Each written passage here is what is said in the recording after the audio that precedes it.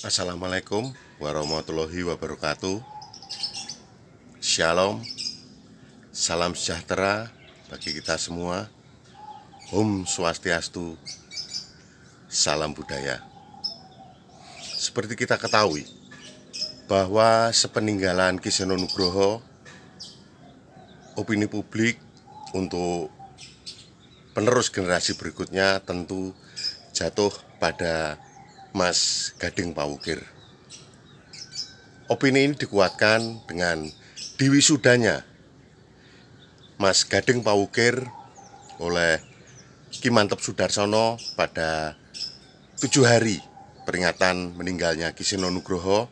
Bahkan disematkannya nama baru menjadi Gading Pawukir Seno Seputro.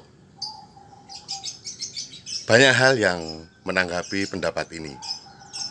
Ada yang mengatakan bahwa Mas Gading masih terlalu kecil untuk itu. Ada juga yang optimis bahwa Mas Gading akan segera belajar dan akan segera menggantikan ayahanda tercinta.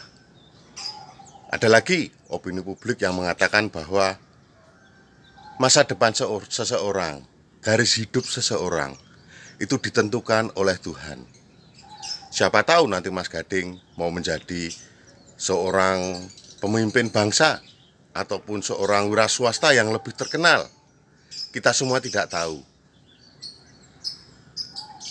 Baiklah, bersama ini akan kita dengarkan pendapat Ki Catur Kuncoro, di mana Ki Catur Kuncoro ini adalah putra almarhum Ki Supardi. Ki Supardi ini adalah paman dari Ki Seno Nugroho yang mempunyai andil cukup besar dalam karir Ki Seno Nugroho menjadi seorang dalang kondang. Baiklah, kita dengarkan apa kata Ki Catur Benyek Kuncoro.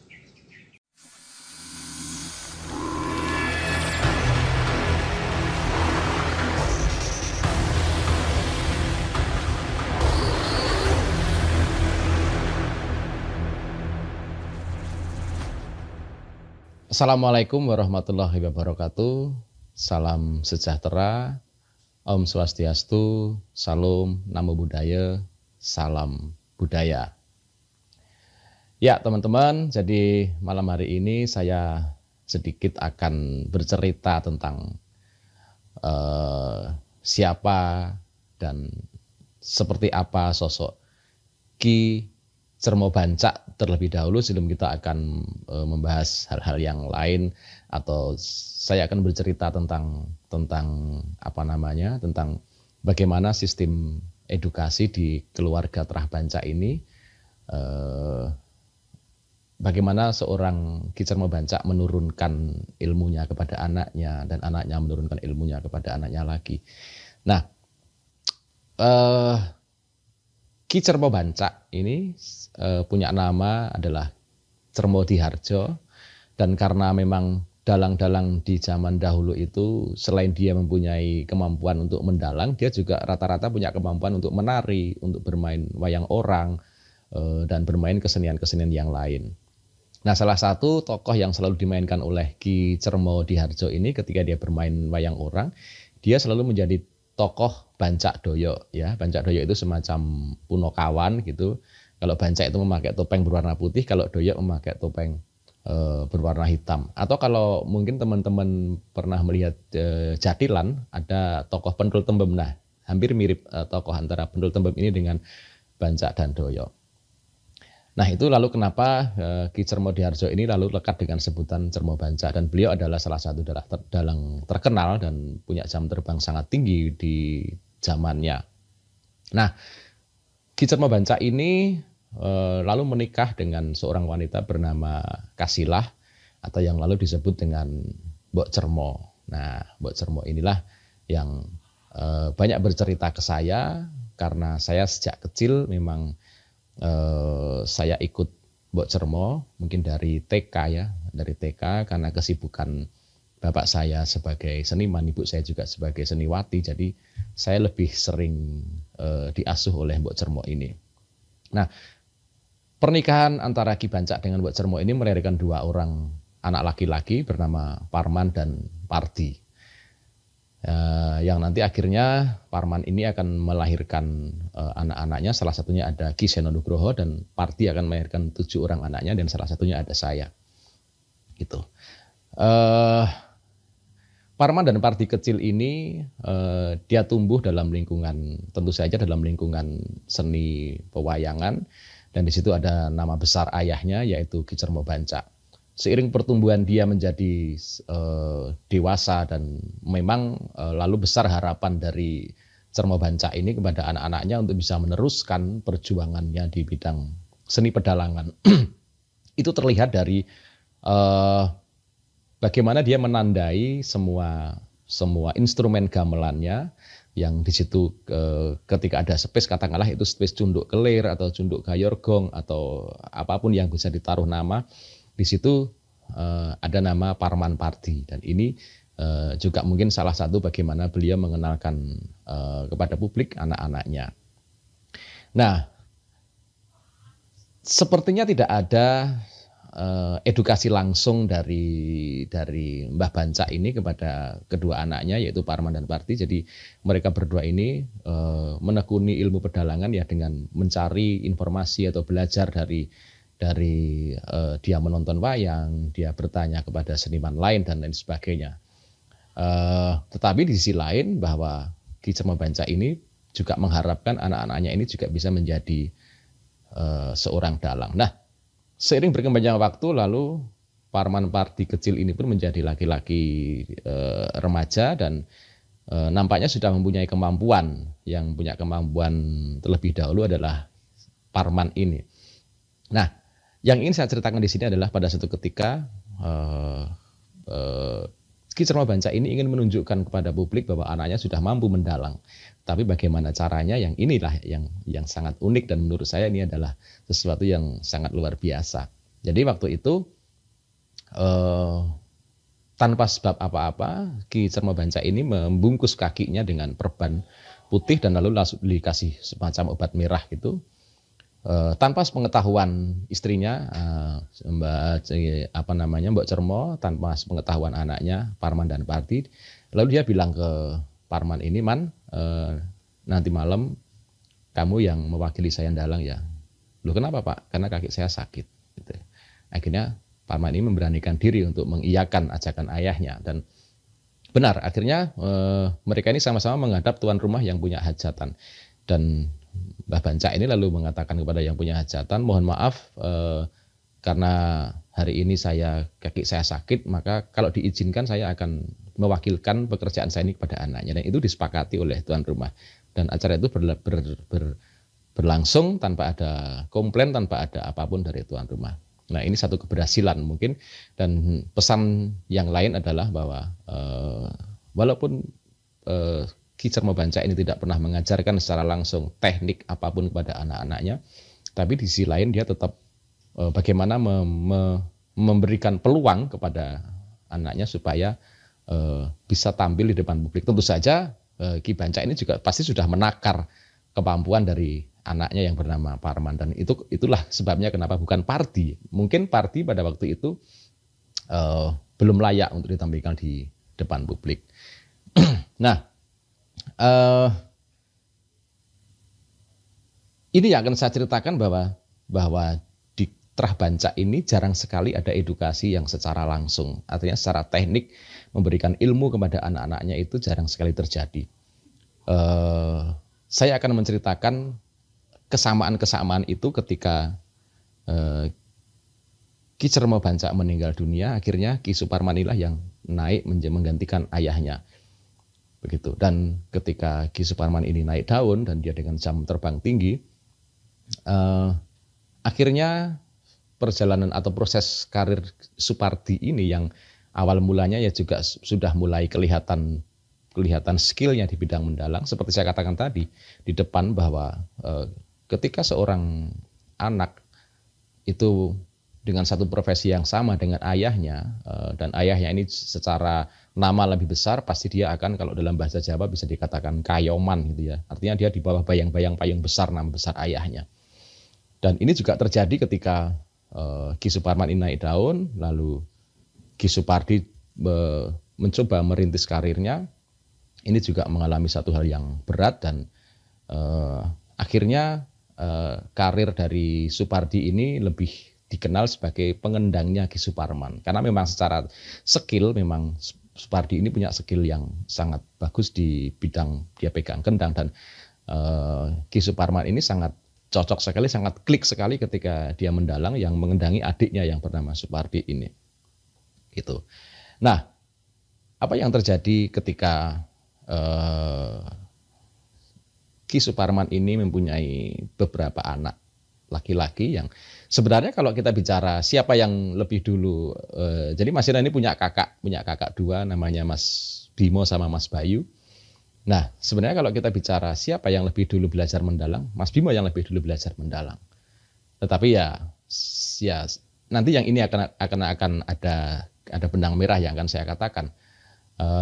Karena mungkin Mas Bimo tidak bertahan dalam hal belajar, dan di situ ketika Mas Heno sudah mulai tertarik dengan seni pewayangan, yang kalau tidak salah waktu itu memang Mas Heno ini sangat termotivasi dengan gaya mendalangnya Ki Mantep Sudarsono, karena waktu itu Mas Heno yang sangat jarang sekali mau melihat pertunjukan wayang, tiba-tiba dia sangat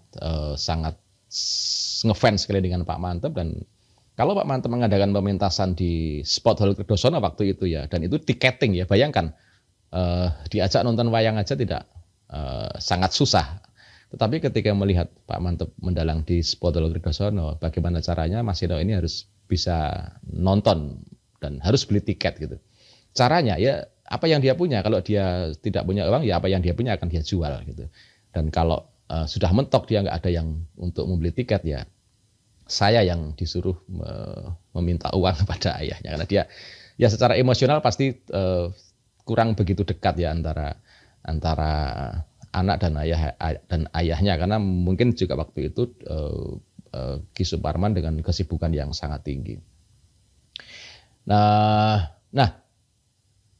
yang ingin saya katakan adalah proses edukasi tadi ya, bahwasannya Mas Heno juga tidak pernah diajarkan langsung oleh ayahnya. Bahkan suatu ketika waktu itu Mas Heno ingin masuk ke Sekolah Menengah Kerawitan Indonesia jurusan pedalangan, satu ketika dia menanyakan kepada ayahnya, ya walaupun karena sering menonton ayahnya, tetapi mungkin ya dia hanya suka pada hal-hal tertentu yang sifatnya teknis, baku, pakem gitu, malah sering terabaikan. Salah satunya adalah suluk gitu ya. Waktu itu Mas Heno minta diajarkan oleh ayahnya supaya diajarkan suluk pembuka wayang itu untuk keperluan tes bukan teori ya, tes tes praktek ya, ujian praktek untuk bisa masuk ke Sekolah Menengah Kerawitan jurusan pedalangan waktu itu. Dan apa kata ayahnya? Ya makanya kalau kamu lihat wayang itu jangan tidur, jangan cuma jajan, jangan cuma main-main. Kamu lihat, kamu perhatikan supaya kamu bisa suluk, kamu bisa tahu hal yang penting dalam pewayangan, dalam aturan-aturan main pewayangan. Nah, nampaknya di situ Mas Heno merasa dalam bahasa Jawanya kagol gitu ya, kagol atau merasa mangkel dengan ayahnya ya, karena masih muda ya, darahnya masih darah muda gitu. Nah, dia lari ke Kadipiro dan dia bertanya kepada ayah saya, Ki Supardi, dan ketika Mas Heno menanyakan, disuruh minta diajarin suluk sama ayah saya, langsung diberikan secara detail sampai dia bisa. Itu. Dan akhirnya Mas Heno bisa masuk ke SMKI. Selang 3 tahun kemudian, saya mengalami hal yang sama ketika saya juga mau masuk ke SMKI jurusan pedalangan waktu itu. Dan saya minta supaya pada ayah saya yang namanya Ki Supardi, supaya saya minta diajarkan suluk Sritinon pada waktu itu. Yang dikatakan ayah saya kepada saya sama dengan yang dikatakan Ki Suparman kepada anaknya, bahwa ya kamu cari sendiri, kalau kamu mau belajar suluk ya kamu lihat wayang, kamu nonton wayang, kamu perhatikan dalang ketika mendalang, perhatikan suluknya gitu. Nah, Kalau Mas Seno masih mendingan, ketika dia tanya ke bapaknya, dia malah dimarahin, dia bisa lari ke Pak Leknya, Ki Supardi. Nah kalau saya, nah ya tapi itu tidak menjadi persoalan. Ini hanya ilustrasi cerita masa lalu, dan saya menekankan bahwa jarang sekali ada edukasi secara langsung. Tapi di sisi lain bahwa setiap personal dalang pasti mempunyai keinginan yang besar atau harapan yang besar atas anak-anaknya supaya bisa meneruskan. Gitu. Dan benar ketika suatu ketika Mas Seno belajar, sudah mau mulai belajar mendalang, dan itu diketahui oleh ayahnya, betapa sangat bahagianya Ki Suparman ini karena melihat salah satu anaknya sudah mulai mau menekuni dunia pewayangan. Nah, sementara yang saya lakukan pada waktu itu adalah dulu waktu awal-awal merintis karir Mas Seno, saya juga bergabung karena saya juga tinggal di satu rumah dengan Mas Seno. Saya ikut Bude ya, kalau saya manggil ibunya Mas Seno itu Simak. Saya ikut Simak atau sama-sama bareng-bareng dengan lama, mungkin sejak SMP saya sudah tinggal di Mangkukusuman waktu itu, atau di Ngandongan. Lama di sana sampai SMKI ya. Gitu. Nah, itulah kenapa lalu pada satu ketika saya mohon izin kepada Mas Seno untuk mengundurkan diri dari Wargolaras, padahal waktu itu saya yang menghandle sebagai ketua di Wargolaras Muda pada waktu itu. Saya mohon diri supaya saya tidak ikut atau tidak bergabung dalam Wargolaras, dan karena saya ingin mandiri gitu. Nah, pada awal-awal saya dimarahi sama beliau, kenapa kamu kok malah mau keluar, kamu nggak mau bantu saya ya, dan lain sebagainya, bla bla bla gitu. Akhirnya saya punya alasan yang tepat, karena satu hal yang saya tidak ingin mengulang sejarah yang sama adalah ayah saya yang sebenarnya dia punya potensi sebagai dalang, tetapi karena ya terlalu suntuk mengikuti kakaknya, maka akhirnya hanya predikat seorang pengendang yang melekat pada dia. Dan saya katakan kepada Mas Seno pada saat itu, Mas, saya tidak ingin selamanya ikut orang, dan saya ingin mandiri. Saya ingin mengibarkan bendera saya sendiri. Entah itu bendera itu berkibar atau akan roboh, saya ingin mandiri. Nah, setelah mendengar cerita saya, alasan saya, akhirnya Mas Seno mengacung jempol pada saya, dan kalau alasan kamu seperti itu ya, saya acungin kamu jempol dan semoga kamu berhasil. Nah, itulah kenapa semenjak saat itu memang kita berjalan pada jalan kita masing-masing. Nah, saya melakukan pencarian.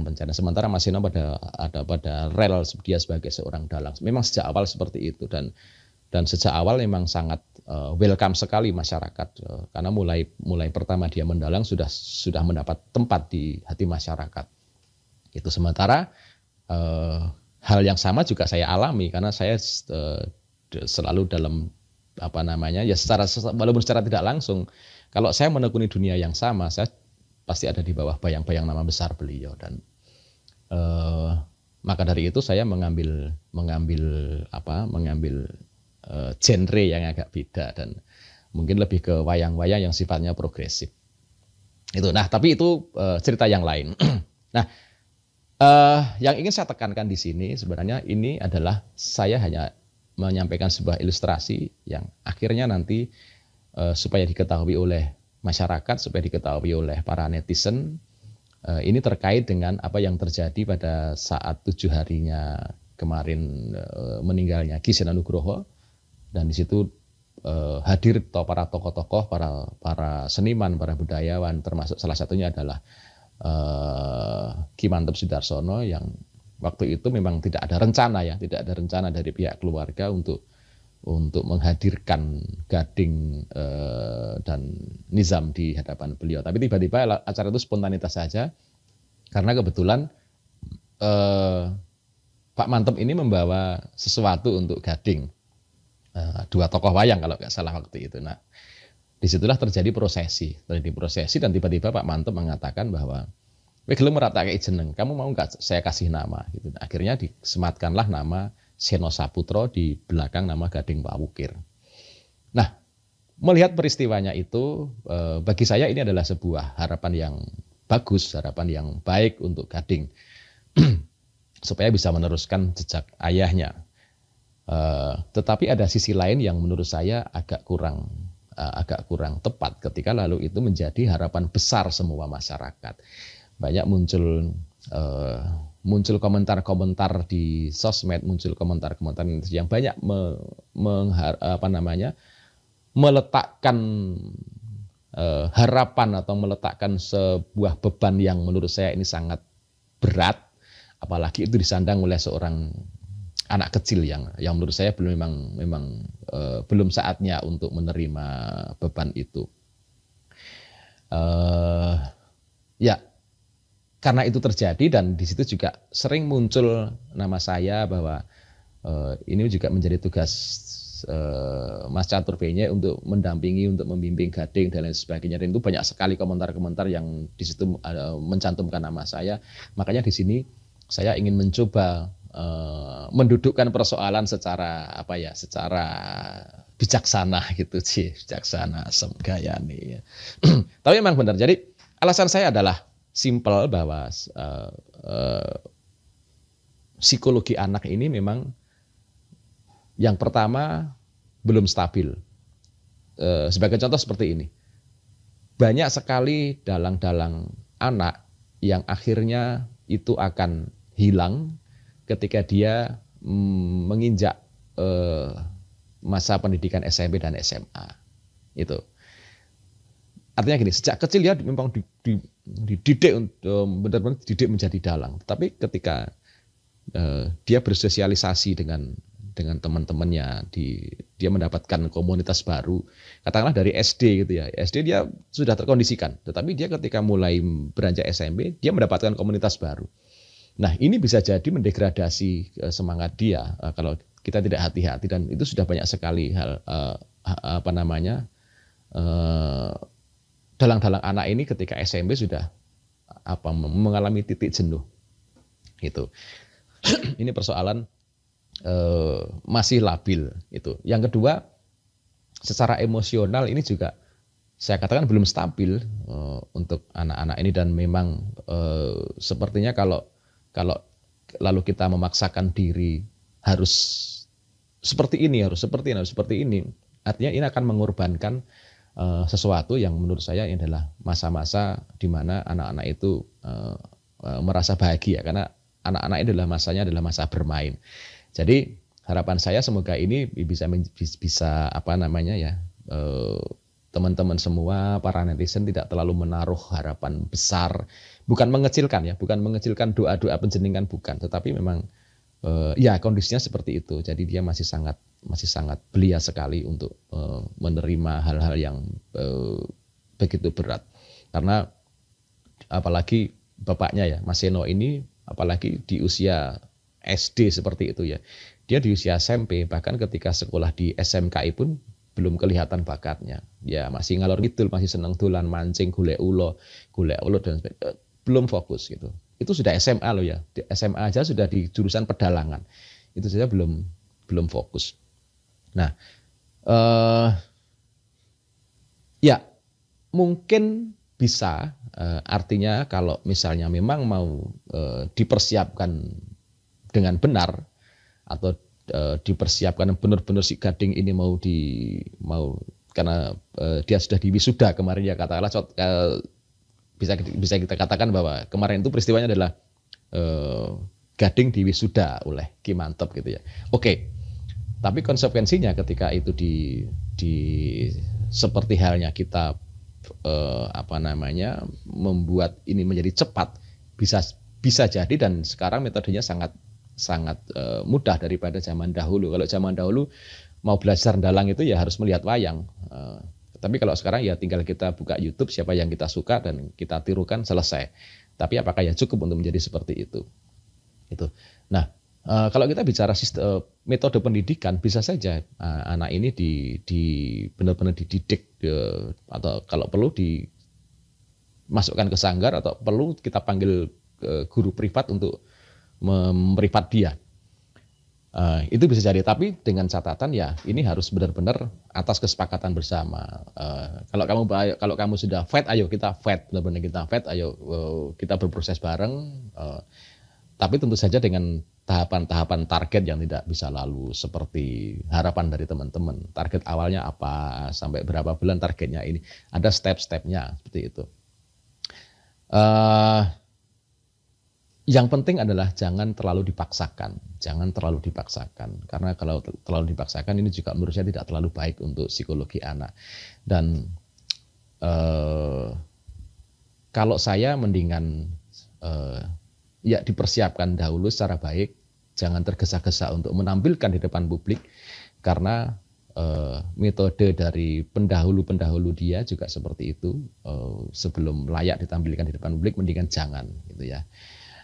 Tapi saya nggak tahu kalau di era sekarang mungkin itu juga bagian dari proses, bagian dari menunjukkan proses dia bahwa dulu kamu seperti ini, kamu harus belajar lagi seperti ini. Ya ini tergantung dari mana kita mengambil sudut pandang. Tapi yang pasti kalau saya pribadi, saya lebih sepakat ketika ya biarkan dia bersenang-senang dulu dengan dunianya, biarkan ketika dia belajar ya belajar dengan ala anak-anak dan dengan kesenangannya, biarkan dan biarkan dia mengakrabi dulu boneka-boneka wayangnya, biarkan dia mesra dulu dengan wayang-wayangnya. Setelah itu kalau kita mengutip satu konsep di Omah Cangkem, ini teman saya juga guru saya, Mas Pardiman Sionegoro, ini menerapkan satu metode yang menarik, adalah dengan serawung, tepung, dundung gitu kan ya. Di serawung itu ya kita kenalkan dulu, kita ayo kita giring untuk supaya dia dekat dulu. Setelah dekat baru diperkenalkan. Setelah serawung terus didunungke, serawung terus ditepungke dulu. Ditepungke itu bukan tepung buat peyek, bukan ya, tapi tepung itu dikenalkan ya didekatkan seperti itu. Lalu setelah serawung, tepung, lalu dunung, ya didunungke itu dijelaskan ini seperti ini. Gitu. Jadi supaya apa? Supaya ketika dia menjadi apapun ya dia akan kaya. Jadi menurut saya biarkan dia bermain, biarkan dia bertemu dengan banyak orang dulu, biarkan dia banyak referensinya, karena ayahnya ini juga seorang yang sangat suka sekali melihat wayang. Bahkan bukan hanya ketika dia merintis karirnya, bahkan setelah dia menjadi dalang terkenal pun dia tidak segan untuk bahkan setiap malam ketika dia tidak bekerja, dia tidak mendalang, dia selalu menonton. Tontonannya adalah wayang dan siapapun dia tonton. Sambil tiduran, sambil ngopi, sambil jagongan dengan teman-temannya, ya kadang-kadang hiburan dia adalah nonton wayang. Jadi itu yang saya sampaikan. Semoga Gading Pawukir Seno Saputro ini bisa memenuhi harapan teman-teman, harapan para netizen. Tapi tentu saja bagi saya ya harus melalui sebuah proses, dan proses untuk menjadi seorang dalang itu memang harus banyak bekal, harus banyak referensi, harus banyak sangu, harus punya modal yang banyak gitu. Supaya ketika menjadi dalang juga jangan menjadi dalang yang dalam tanda kutip matang, tapi matangnya matang karbitan. Ini yang menurut saya malah berbahaya. Jadi biarkan dia matang dengan sendirinya, dengan kedewasaan berpikirnya, dengan kedewasaan berprosesnya. Nah, saya pikir ini yang lebih penting daripada menggodok dia tapi belum waktunya. Itu mungkin dari saya, itu yang bisa saya katakan. Sekali lagi, kalau statement saya ini dianggap negatif, ya saya adalah salah satu yang bertanggung jawab mendidik Gading. Itu pun kalau diizinkan ya, kalau tidak ya nggak apa-apa gitu. Tetapi secara personal saya juga punya tanggung jawab itu. Artinya saya tidak mungkin akan mengatakan hal yang negatif. Ini juga demi kebaikan dia, demi kedepannya dia seperti apa, demi ya terjaganya semangat untuk tetap terus belajar dan lain sebagainya. Mungkin dari saya itu, dan kalau ada kesalahan saya mohon maaf. Saya akhiri. Wabillahi taufiq wal hidayah. Wassalamualaikum warahmatullahi wabarakatuh. Salam budaya. Budaya itu berkembang menurut zamannya. Not lakuning zaman. Seperti kata budaya itu sendiri, yaitu budidaya. Budidaya manusia pada zamannya untuk meneruskan kehidupannya. Apapun yang terjadi, bahwa kita berharap agar wayang tetap lestari di bumi Nusantara ini. Salam budaya.